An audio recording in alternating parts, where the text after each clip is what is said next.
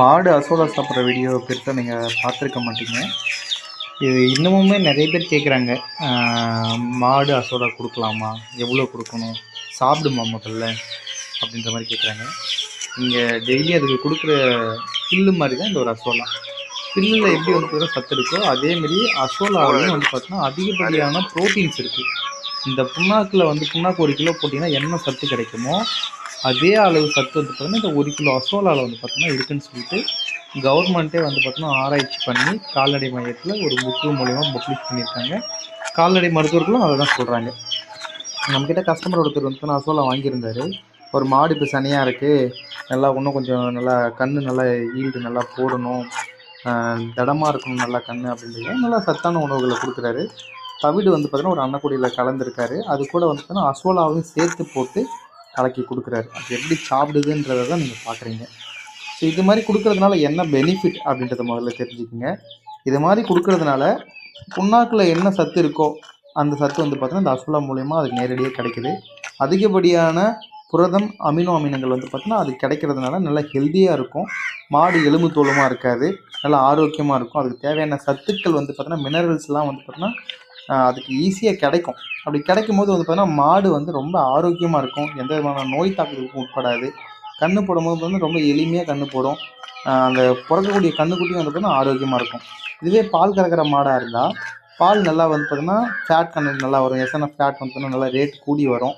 அதேமாரி கறக்கக்கூடிய அளவை விட கொஞ்சம் கூடுதலாக சேர்த்து கறக்கும். மாடு வந்து பார்த்தீங்கன்னா நீங்கள் பால் கறக்கிறதுனால வந்து பார்த்தீங்கன்னா பாதிக்கப்படாது.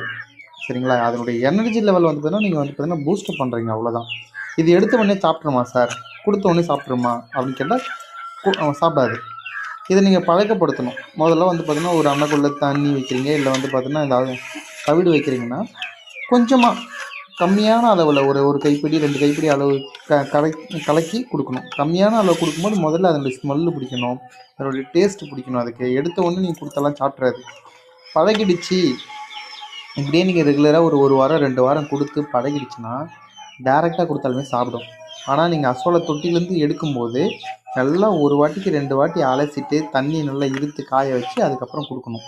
கோணிப்பை ஒன்று வாங்கி வச்சுட்டு அதில் போட்டு விட்டு நல்லா தண்ணி இழுத்துட்டு ஒரு 1 ஹவர் எடுத்திங்கன்னா அதுலேருந்து எடுத்திங்கன்னா தண்ணியெல்லாம் இருக்கிறதுக்கு ஒரு 1 ஹவர் 1.5 ஹவர் விட்டுட்டு அதுக்கப்புறம் எடுத்து நீங்கள் கலக்கி வச்சுன்னா நல்லா சாப்பிடுங்க. அதில் சாணி ஸ்மெல் இருக்கும், சாணம் நம்ம போட்டிருப்போங்க இல்லையா, அந்த ஸ்மெல்லு போடுறதுக்காக தான் இதெல்லாம் எடுத்து வச்சு பண்ண சொல்கிறேன்.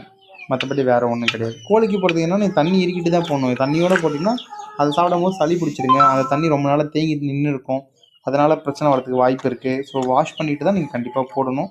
தண்ணியை இழுத்துட்டு போடுறது தான் ரொம்ப பெட்ரு.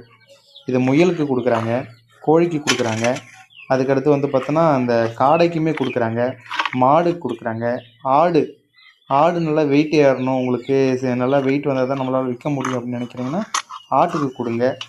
இது மாதிரி எல்லா விதமான கால்நடைக்குமே இது வந்து பார்த்தீங்கன்னா கொடுக்குறாங்க. பாருங்கள், ஒன்று விடாமல் எல்லாத்தையும் சாப்பிடுது பாருங்கள். ஸோ இது மாதிரி வந்து பார்த்தீங்கன்னா கொடுத்து பழக்கப்படுத்தணும். நீங்கள் பழக்கப்படுத்தினா மட்டும்தான் சாப்பிடுங்க. எடுத்த ஒன்றெல்லாம் அது சாப்பிடாது. தவிடு கூட பிசிறி வைக்கலாம். ஏதாச்சும் சத்து மாவு உங்ககிட்ட மாவு இருக்குன்னா அது விரும்பி சாப்பிட்ற பொருள் கூட கொஞ்சமாக எடுத்து கலக்கி கொடுத்தீங்கன்னா நல்லா சாப்பிடும்.